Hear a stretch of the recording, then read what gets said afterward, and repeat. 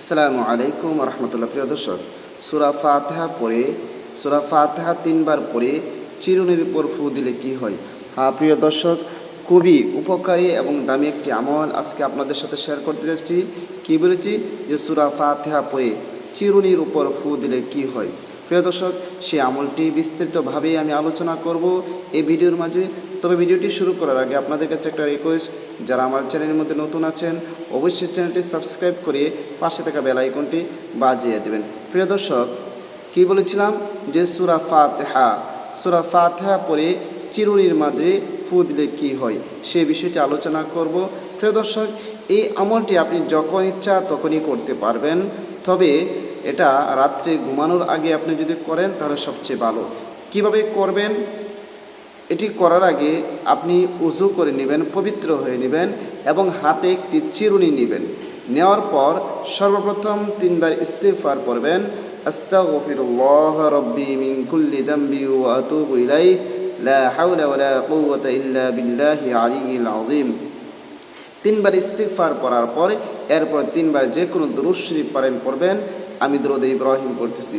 আল্লাহুম্মা সাল্লি আলা মুহাম্মাদি ওয়া আলা আলি মুহাম্মাদ كما صليت على إبراهيم وعلى آل إبراهيم إنك حميد مجيد اللهم بارك على محمد وعلى آل محمد كما باركت على إبراهيم وعلى آل إبراهيم إنك حميد مجيد।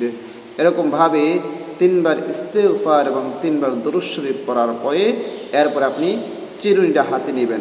হাতে নেওয়ার পর পড়বেন أعوذ بالله من الشيطان الرجيم بسم الله الرحمن الرحيم الحمد لله رب العالمين الرحمن الرحيم مالك يوم الدين إياك نعبد وإياك نستعين اهدنا الصراط المستقيم صراط الذين أنعمت عليهم غير المغضوب عليهم ولا الضالين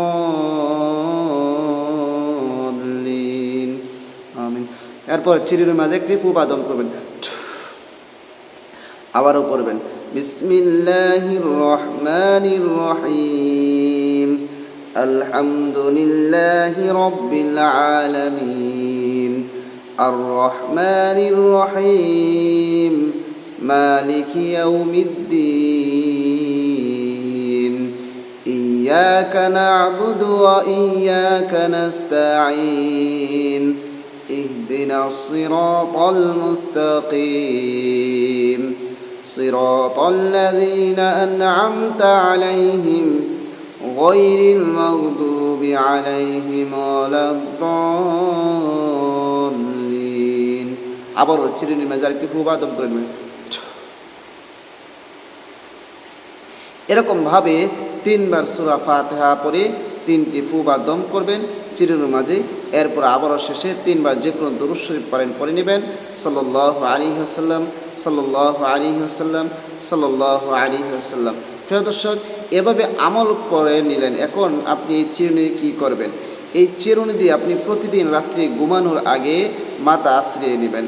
ঘুমানোর আগে প্রতিদিন রাত্রে আপনি মাথা আশ্রিয়ে নেবেন। আপনি যদি প্রতিদিন এরকমভাবে আমলটি করতে পারেন, আপনার মাথার যে চুল পড়া বন্ধ হয়ে যাবে, মাথার চুল ইনশাল্লাহ পড়বে না। আপনি আল্লাহর উপর পূর্ণ আস্থা রেখে আমলটি করবেন, ইনশাল্লাহ আপনার মাথার চুল পড়া বন্ধ হয়ে যাবে। কারণ সূরা ফাতিহাকে সমস্ত রোগের ওষুধ বলা হয়েছে, সূরা ফাতিহাকে সূরাতুশ শিফা বলা হয়েছে। সুতরাং মাথার চুল পড়ে যাওয়াটা এটা একটা রোগ।